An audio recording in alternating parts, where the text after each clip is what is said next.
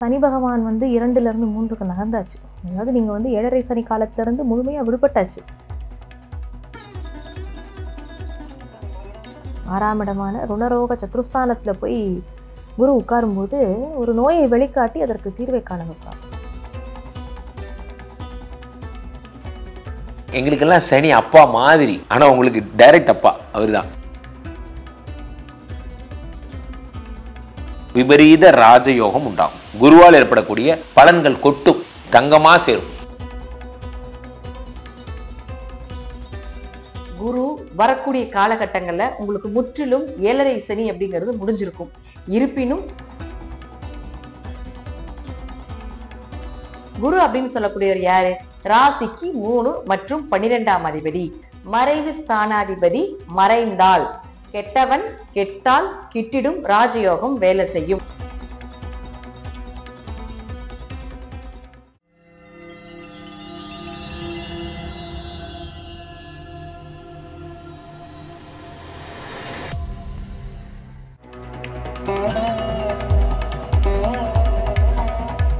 நான் ஆஸ்ட்ரோ முத்துரமா பாலாஜி, ஸ்ரீ முத்துக்காளி ஜோதிடம், கோவையிலிருந்து.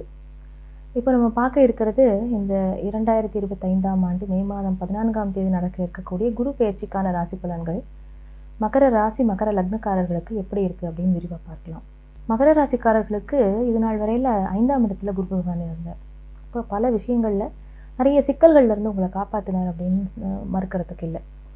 நிறைய, அதாவது அது தொழிலாகட்டும், இல்லை உத்தியோகமாகட்டும், உங்களுடைய திருமண வாழ்க்கையாகட்டும், உங்களுடைய ஹெல்த், இந்த மாதிரி பல விஷயங்கள்லையும் வந்து ஒரு சிக்கல் இல்லாமல் ஸ்மூத்தாக அவங்களோட லைஃப் போயின்னு இருந்தது.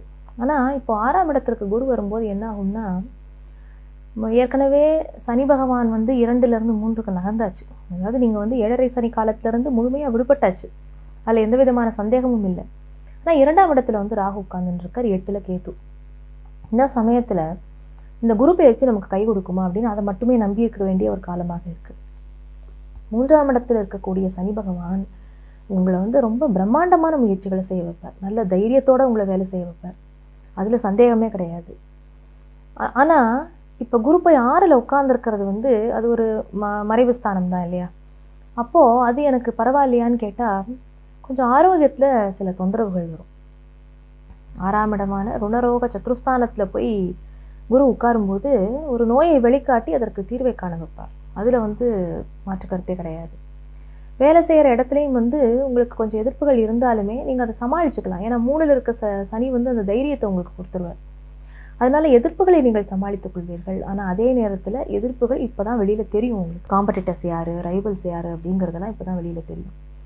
அப்போது குரு 6ல் போய் உட்கார்ந்துட்டு இருக்கும்போது அவருடைய பார்வை பலம் வந்து உங்களுக்கு என்ன நல்லதெல்லாம் பண்ண போகிறது அப்படின்னு கேட்டால், குரு 6ல் அமர்ந்து கொண்டு தன் 5ஆம் பார்வையாக 10ஆம் இடத்தை பார்ப்பார். 10, 12, அப்புறம் உங்களுடைய 2ஆம் இடம், இதை பார்ப்பார். இப்போ என்ன ஆகும்னா, குரு ராகு, அந்த ஒரு 2ஆம் இடத்து ராகு மேலே குரு பார்வைப்படுறது. அப்போ ராகு வந்து 2ஆம் இடத்துல உட்காரும்போது குடும்பத்தை விட்டு உங்களை கொஞ்சம் பிரித்து வைப்பார். அந்த குடும்பத்தில் அமர்ந்து கொண்டு அந்த குடும்பஸ்தானத்தில் இருந்து அந்த சந்தோஷங்களையோ அந்த ஒரு ஒற்றுமையையோ அனுபவிக்க விடாமல் கொஞ்சம் அவர் ஏதாவது தொல்லை பண்ணால் கூட குரு பகவான் வந்து அதை அடக்கி வைப்பார். இப்போ தனம் வந்து பெரும் தனமாக உங்களுக்கு கிடைக்கக்கூடிய ஒரு காலகட்டம்.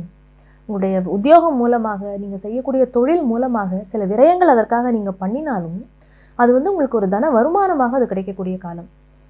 இப்போ நம்ம உழைச்சுட்டே இருக்கோம், பிரம்மாண்டமான முயற்சிகளை நீங்கள் போடுறீங்க, அது வந்து அங்கே ஃபுல்லாக நீங்கள் அவ்வளோ எஃபர்ட்டை போட்டிருக்கீங்க, ஆனால் அவுட்புட் வந்து லாபமாக எந்த ஒரு இதுவாகவும் உங்களுக்கு கிடைக்கல அப்படின்னா அப்போ நீங்கள் உழைச்சி வந்து அதுக்கு பிரயோஜனம் இல்லை இல்லையா?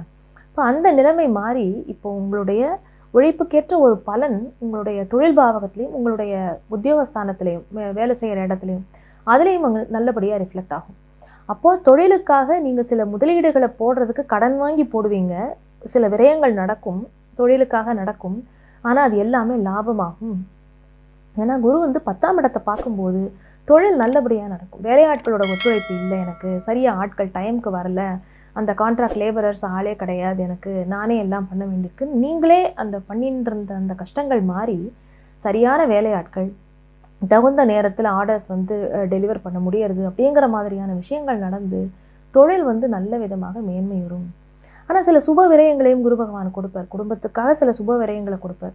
இப்போ என்ன பண்ணுவோம், நம்ம குடும்பத்துக்காக ஏதாவது ஒரு ஆடம்பரமான செலவு சிலதை பண்ணுவோம். அது வந்து ஏதாவது பொருட்கள் வாங்குறதா இருக்கலாம், இல்லை குடும்பத்திலேயே நிறைய பேருக்கு வந்து குடும்பத்தில் ஒரு புது நபருடைய வருகை இருக்கும். அது ஒரு குழந்தை பிறக்கலாம், இல்லை வீட்டில், இல்லைன்னா வந்து ஒரு புதிய உறவு வீட்டில் யாருக்காவது கல்யாணம் ஆகலாம். அந்த மாதிரியான சந்தோஷங்களையும் குரு பகவான் கொடுக்க தவற மாட்டார். ஏன்னா அடுத்தவர் அதிசாரத்தில் 7ஆம் இடத்திற்கு போகும்போது பல மகர ராசிக்காரர்கள் திருமணத்திற்கு காத்து கொண்டிருந்தவர்களுக்கு டக்கு திருமணம் அமைஞ்சிடும். இவ்வளோனா வெயிட் பண்ணி பார்த்துட்டே இருந்தோம், இன்னும் எனக்கு ஆகலையேங்கிறவங்களுக்கு இப்போ அந்த திருமணத்திற்கு உண்டான வாய்ப்புகள் கட்டாயமாக கிடைக்கும். அது வந்து இந்த அக்டோபரிலிருந்து டிசம்பர் வரை இருக்கக்கூடிய அந்த அதிசாரத்தில் குரு போகக்கூடிய காலம் வந்து ரொம்ப ரொம்ப ஃபேவரபுளாக இருக்கும். 5ஆம் இடத்துல இருந்த குரு வந்து என்ன நற்பலன்களை கொடுத்து உங்களை காப்பாற்றி வச்சுட்டு இருந்தாரோ அதே போல் இப்போ அவர் 7ஆம் இடத்திற்கு அந்த அதிசாரமாக வரக்கூடிய காலகட்டத்திலையும் அதே வகையான நல்லதை பண்ணுவார். இப்போ மகர ராசிக்காரர்கள் வந்து கொஞ்சம் தப்பிச்சுக்கலாம். இந்த வருஷம் குரு பெயர்ச்சி மட்டும் ஒரு ஸ்பெஷல் என்னென்னா, யாருக்கெல்லாம் சுமாராக இருக்கோ அதை வந்து ஒரு குறுகின காலத்துக்கு ஒரு நன்மையை கொடுத்துட்றார். அந்த ஒரு 2 months அதிசாரத்துக்கு வந்து யாருக்கெல்லாம் நல்லா போயிட்டுருக்கோ அதில் சின்னதாக ஒரு செக் வைக்கிறார் அந்த டைமில். ஏன்னா அந்த ஒரு 1 yearங்கிறது அவர் கம்ப்ளீட்டாக இல்லாமல் அதிசாரத்துக்கு போய் திருப்பி வக்ரமாக வரும்போது அந்த 2 விதமான பலன்களையும் எல்லாருமே சந்திக்கக்கூடிய ஒரு காலமாக இந்த குரு பெயர்ச்சி காலம் இருக்கிறது. அப்போது மகர ராசிக்காரர்கள் வந்து உத்தியோக வகையில் இருக்கிற தொந்தரவுகள் எல்லாமே மாறும். ஆரோக்கியம் மெயின், ஆரோக்கியத்தில் நல்ல நல்ல மாற்றங்கள் ஏற்படும், கவலைப்பட வேண்டாம். 5ல் இருந்த குரு வந்து உங்களுடைய ராசி லக்னத்தையும் பார்த்துட்டு இருந்தார் இல்லையா, அப்போது உங்களுக்கு அவர் வந்து ஒரு நல்லதுலேயும் ஒரு கெட்டதுங்கிற மாதிரி உங்களை ஒரு விதமாக அவங்கள அப்படி போஷாக்கு பண்ணி தான் வச்சுருந்தார். அப்போ அந்த ஆரோக்கிய தொந்தரவுகள் எல்லாமே அது வந்து ஓரளவு கண்ட்ரோலில் இருந்தது. இப்போ அதுக்கு ஒரு மருத்துவம் தேடி தீர்வை நோக்கி நகரும். அதனால் 6ல் இருக்கக்கூடிய குரு வந்து உடம்புல கொஞ்சம் அந்த ஒரு ட்ரீட்மெண்ட் மூலமாக சுகம் கிடைக்கிறதுங்கிற அந்த ஒரு பாவத்தை மட்டும் அவர் கொடுப்பார். அதனால் மகர ராசிக்காரர்கள் வந்து மெயினாக எதில் ஃபோக்கஸ்டாக இருக்கணும்னா, ஆப்வியஸ்லி ஹெல்த்தில் கவனமாக இருக்கணும். அடுத்தது ஏதாவது ஒரு இன்வெஸ்ட்மெண்ட்டை நீங்கள் போட போகிறீங்க, அது பணம் சார்ந்த விஷயம், நீங்கள் வந்து இன்வெஸ்ட் பண்ண போகிறீங்க, அதுவும் ஃபேமிலி மெம்பர்ஸ் எல்லாம் வந்து பார்ட்னர்ஷிப்பாக போட போகிறீங்க அப்படின்னா அதில் வந்து கொஞ்சம் கவனமாக இருக்கணும். ஏன்னா குடும்பத்தில் வந்து நிறைய அபிப்பிராய பேதங்கள்ங்கிறத வந்து ராகு பகவான் கிரியேட் பண்ணி அப்புறம் அது வந்து ஒரு என்ன சொல்கிறது, ஒரு பூகம்பத்திற்கு பின் அமைதி அப்படிங்கிற மாதிரி ஒரு ப்ராப்ளம் வெடிச்ச அப்புறம் அது வந்து அமைதியாகும். ஸோ அந்த மாதிரியான சில விஷயங்கள் எல்லாம் வந்து 2ல் இருக்கக்கூடிய ராகு கொடுப்பார். ஆனால் அதே நேரத்தில் பெரும் தனமும் உங்களுக்கு கிடைக்கும். அதை வந்து விருத்தி பண்ணி கொடுக்கறது குரு பகவானுடைய ஒரு வேலையாக இருக்கும். ஸோ அந்த குருவுடைய பார்வை வந்து உங்களுக்கு நல்ல விதமாக இருக்கிறதுனால நிறைய சுப செலவுகள் பண்ணுவீங்க. அதனால் வந்து நீங்கள் அக்கௌண்ட்ஸு என்னன்னு சொல்லி கணக்கு வழக்கு எழுதி வச்சுக்கிறது ரொம்ப ரொம்ப முக்கியம். ஏன்னா நம்ம ஒரு கண்ட்ரோலே இல்லாமல் நம்ம செலவு பண்ணிட்டோம் அப்படின்னா அப்போ அடுத்த சிக்கலுக்கு நம்ம ரெடியாக இருக்கணும். ஏன்னா ராகு வந்து 2ல் இருக்கக்கூடிய ராகு அடுத்த லக்னபாவத்துக்கு வரும்போது என்ன பண்ணுவார்னா இன்னும் ரொம்ப ரொம்ப பிரம்மாண்டமாக உங்களை யோசிக்க வைப்பார். இப்போ அந்த நேரத்தில் குருவும் வந்து 7ஆம் இடத்திற்கு வந்து 8க்கும் வரும்போது அப்போ இன்னும் ரொம்ப சிக்கல்களை கொடுக்கும். இப்போ நம்ம வந்து யாருக்காவது ஒரு சைன் பண்ணி கொடுத்து ஒரு அக்ரிமெண்ட் போடுறோம் அப்படின்னா அந்த விஷயத்தில் கொஞ்சம் கவனமாக இருக்கணும் இப்போவே. அதே நேரத்தில் நீங்கள் ஒரு இது சைன் பண்ணுறீங்க, உங்களால் அது செய்ய முடியும்னா மட்டும் அதை ஒத்துக்கோங்க, என்னால் அது செஞ்சு தர முடியும்னு வாக்கு கொடுங்க. அப்படி இல்லைன்னா உங்களுக்கு அதுவே வந்து பிரச்சனையாக முடியும் ஒரு 2-3 வருஷத்துக்கு அப்புறம். அதனால் இந்த லாங் டேர்ம் விஷயங்கள் அப்படின்னு நீங்கள் மனசில் வச்சு பண்ணும்போது ஒரு பிஸ்னஸில் இன்வால்வ் ஆகி இருக்கிறவங்க எல்லாருமே வந்து ஒரு குறுகிய காலத்துக்கு மட்டும் இல்லாமல் ஒரு நீண்ட கால ஒரு கண்ணோட்டமாகவும் அதை பார்த்து அதுக்கப்புறம் அதற்கு உண்டான ஒரு இதை போடுங்க. எப்பயுமே எழுத்துப்பூர்வமான விஷயங்களை வச்சுக்கிறது ரொம்ப நல்லது. வாய் வார்த்தையாக நீங்கள் வந்து அதை ஒரு ஒப்புகையாக எடுத்துக்காமல் அதை வந்து எழுத்துப்பூர்வமாக வச்சுக்கொள்வது ரொம்ப ரொம்ப ஒரு நல்லதாக இருக்கும். ஏன்னா குரு வந்து உங்களுக்கு 3ஆம் இடத்திற்கு உண்டானவர், மகர ராசிக்காரர்களுக்கு 3க்கு உண்டானவர் குரு பகவான். அதே போல் உங்களுக்கு விரைபாகமான தனுசுக்கும் உண்டானவர் அவர் தானே. அப்போ 3, 12 அப்படிங்கும்போது உங்களுடைய அந்த ஒரு வாக்கு கொடுத்துட்டோம் அப்படிங்கிறதுக்காகவே நீங்கள் நிறைய விரயங்களை சந்திக்கக்கூடிய ஒரு காலகட்டமும் வரும். அதனால அந்த கம்யூனிகேஷன் அப்படிங்கிறத, ஒப்பந்தம் அப்படிங்கிறத, அந்த இதெல்லாம் நீங்கள் எப்பயுமே ரொம்ப கிளியராக வச்சுக்கிறது உங்களுக்கு ரொம்ப ரொம்ப நல்லது. அதனால் மகர ராசிக்காரர்கள் வந்து இந்த குரு பெயர்ச்சி உங்களுக்கு ஆரம்பத்தில் கொஞ்சம் ஒரு பின்னடைவை தர மாதிரி இருந்தால் கூட அந்த மிடில் ஆஃப் த இயரில் வந்து நீங்கள் கொஞ்சம் இந்த 2025 கடைசியில் டிசம்பரை ஒட்டி நீங்கள் கொஞ்சம் சுதாரித்து எழுந்துருவீங்க. அதனால் இது ஒரு கலந்த பலன்களை தான் அது தரப்போகிறது அப்படின்னே உறுதியாக சொல்லலாம். வாழ்த்துக்கள். என் மனதிற்கு மிகவும் இனிய மகர ராசிக்காரர்கள்லாம் ஏன் உங்களுக்கு ரொம்ப பிடிக்கும்? மகரன் கிடையாதுங்க, கும்பராசிக்காரன் ரொம்ப பிடிக்கும். காரணம் என்னென்னா, நீங்கள்லாம் சில்ட்ரன்ஸ் ஆஃப் தி சனி. எங்களுக்கெல்லாம் சனி அப்பா மாதிரி, ஆனால் உங்களுக்கு டைரக்ட் அப்பா அவர் தான். அதனால் அள்ளி கொடுப்பார். இவர் அள்ளியே கொடுத்தது இல்லைங்க, வெறும் கஷ்டத்தாங்க கொடுக்குறான். சரி விடுங்க, நோ ப்ராப்ளம். சில அப்பா அப்படிதான் ஸ்ட்ரீட்டு. உங்களுக்கு ஒரு பெரிய குறைவு என்னன்னா, 6ஆம் வீட்டிலே குரு மறைந்து விட்டாரு. குரு மறைவதால் என்ன ஆகும்? ஒன்னும் ஆகாது. 3 கூடிய குரு 6இல் மறைகிறார். 3 12 கூடிய குரு 6இல் மறைகிறார். அப்போ விபரீத ராஜயோகம் உண்டாகும். குருவால் ஏற்படக்கூடிய பலன்கள் கொட்டும், தங்கமா சேரும். தங்க நகைகள் அடமானம் வச்சவங்கள அதை மீட்டுருவீங்க. திடீர்னு ஒரு லோன் போடுவீங்க, பழைய பெண்டிங் அரியர் காசு வரும், அதெல்லாம் வச்சு நகையை மீட்டுவீங்க. நிறைய பேர் பார்த்தீங்கன்னா தெரியும், இந்த மோதிரம் புதுசாக வாங்கியிருப்பாங்க, மோதிரம் பிரேஸ்லெட் புதுசாக வாங்கியிருப்பாங்க. அவங்களாம் பார்த்துருக்கீங்களா? ஃபோன் பேசும்போது கூட அப்படி பேசுவாங்க, என்னை பாரு, யாராவது கேளுங்கடா, யாராவது கேளுங்க, புதுசாக வாங்கியிருக்கேன் பாருங்கடா. யாருமே பார்க்க மாட்டாங்க. அப்புறமா கூப்பிட்டு, நல்லா இருக்கா பிரேஸ்லெட்டு? நல்லா இருக்கு. எவ்வளோ நேரமாக பார்க்கவே இல்லை நீங்கள். மிடில் கிளாஸ் மக்களுடைய சின்ன சின்ன சந்தோஷம். நான் எப்பயுமே ஜோதிட பலன்கள் சொல்லும்போது இந்த மிடில் கிளாஸ் மக்களோட சந்தோஷத்தை, அப்போது எங்கள் அக்காவுக்கு நகை வாங்கும் போதெல்லாம் எங்கள் அம்மா அதை போட விட்டதே கிடையாது. போட்டால் பழசாயிரன்னு எடுத்து லாக்கரில் வச்சுருவாங்க. அப்படி குறி மாதிரி சேர்த்து சேர்த்து சேர்த்து சேர்த்து. ஸோ அந்த நகை சேர்த்துறது ஒரு ப்ராஜெக்ட் மாதிரியே எல்லா மக்களும் பண்ணுவாங்க. பெண் குழந்தைகள் பெற்றவர்கள்லாம் மாங்கல்யத்துக்கு இவ்வளோ, விளையலுக்கு இவ்வளோ, இப்போ ரெடி ஆயிடுவாங்க. பிறந்ததுலேருந்து ரெடி ஆவாங்க. அவங்க கல்யாண வயசு அறையிறதுக்குள்ள 25 பவுன் சேர்த்துட்டேன். அப்பா, வெரி குட் வெரி குட். நம்ம அங்கிருந்து பார்க்கும்போது 25 பவுன் சேர்த்துட்டு எவ்வளோ பெரிய விஷயம், எவ்வளோ பெரிய விஷயம் தெரியுமா? ஒரு கிராமாக சேர்த்துருக்காங்க அந்த அம்மா. we need to salute. அவங்களோட உழைப்புக்கு சல்யூட் பண்ணோம். அதெல்லாம் நமக்கு மட்டும்தான் புரியும். காரணம் என்னன்னா, நம்மளாம் இந்த கிரகங்களோட வாழ்பவர்கள். 12 கூடியவர் 6இல் மறைகிறார். 6இல் மறைகின்ற குரு விபரீத ராஜயோகத்தை தருகிறார். ஸோ ஹஸ்பண்ட் சம்பளத்துலேருந்து கொஞ்சம் கொஞ்சமாக சேர்த்துட்டு இப்போ திடீர்னு அவருக்கு ஒரு இன்க்ரிமெண்ட் வந்து ஒரு 3 லட்சம் வந்துருச்சு. என்ன செய்யறதுன்னு தெரியல. அப்படியே வாங்கி போய் தங்கமாக வாங்கிடுவீங்க, அவ்வளோதான். ஸோ இன்றைக்கி தங்கம் வாங்குறது ஏரோப்ளேன் ஹெலிகாப்டர் வாங்குற மாதிரி இப்பயே வாங்கிருங்க. அதுக்கப்புறம் வாங்கவே முடியாத ராக்கெட் மாதிரி ஆயிரும். ஸோ அப்போ 6இல் இருக்க குரு 5ஆம் பார்வையாக எதை பார்க்கிறார்? உங்களுடைய 10ஆம் இடத்தை பார்க்கிறார். 10 பார்க்கும்போது தொழில் ஸ்தானம், வேலைக்கு போகணும். சார், உலகத்தில் வேலைக்கு போகிறதுக்கு என்ன தேவை? வேலைக்கு போகிறதுக்கு நிறைய வீட்டில் அப்பா பையன் சண்டை போட்டுக்குவான். ஆமாம், சொல்லிட்டாரு பெரிய கவர்னரு, அந்த மாதிரிலாம் நம்ம சொல்லுவோம். அந்த வேலையை கிண்டல் பண்ணுவோம். ஒரு பெரிய ஐஏஎஸ் ஆஃபீஸர் இவர், நீயே ஒரு இதாக தான் இந்த மாதிரி வேலை தானே பார்க்குறேன், சாதாரண வேலை தானே இருக்கேன், இந்த மாதிரிலாம் சொல்லுவாங்க. வேலைக்கு போகிறது இந்த பதவி கிடைச்சா தான் சந்தோஷம், அப்போ தான் நான் வேலை செய்வேன் அப்படிங்கிறது இல்லை. அந்த வேலைங்கிறது குரு பார்க்கும் பொழுது வேலைக்கு போகணுங்கிற எண்ணம் இருக்கிறவங்களுக்கு வேலை கிடைக்கும். உங்களுக்கு அந்த எண்ணம் உருவாக போகுது. அதான் பெரிய விஷயமே. சில பேர் பார்த்தீங்கன்னா ரொம்ப வருஷமாக வேலைக்கு போக மாட்டாங்க, ஒரு 2-3 வருஷம் வேலைக்கே போக இருப்பான். ஆமாம், போன வருஷம் முந்தின வருஷமும் வீட்டில் தான் இருந்தீங்க, அப்புறம் போன வருஷமும் வீட்டில் தான் இருந்தீங்க, இன்னுமே உங்களுக்கு வேலை கிடைக்கல. அது நம்ம ப்ரொஃபைலுக்கு மேட்சான ஒரு ஜாப் கிடைக்கல.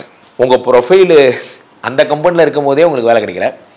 வேலை போய் 1 வருஷம் கழித்து உங்களுக்கு இதுக்கு மேலே ஏதாவது கம்பெனியில் சேர்த்தா அப்ரண்டிஸாக சேர்த்துக்குவாங்க.